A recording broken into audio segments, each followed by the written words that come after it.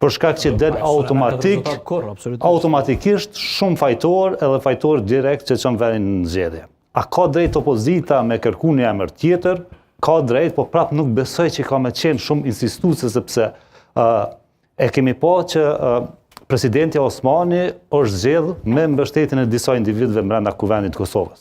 Edhe tash është formula pothuajse e gatshme edhe njëjtë dhe lehtësisht e qasshme për të bërë zonja Osmani presidente.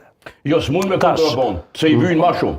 Po, ka ndodhur. I vyjnë një parti, më falë. Jo, nuk i vyjnë një parti. I vyjnë. Jo, të paktën unë shoh aty ka zgjidhje, ka mundësi. Po, 20 veta, nuk i duhen 20 veta. Nuk i duhen 20 veta, se 14. Pjesë, po mos harro që pjesa e minoritetetve se janë aty.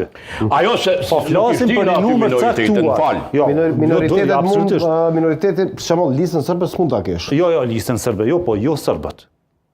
Përfshirë edhe zotin Rashiq. Deklaratat e Dudës edhe këto kanë ndryshuar. Kanë ndryshuar, po jam pro zotit Kurti, pro një qeverie. Shumë e gatshme për krimin e institucioneve. Prandaj po flas për një numër 2-3 vet, 3-4 vet. Që logjik shumë. 2-3 vet, 3-4 vet që. Po pejtute këtë keni më bëmë mbështetit. Jo, nashta vetë se kam po të shkoj zotin Rahmani. Po. E që dalin edhe të tjerë.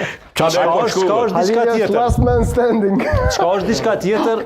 Duhet me pa nëse zoti Kurti e ka premtuar gjatë fushatës dikuj tjetër këtë pozicion.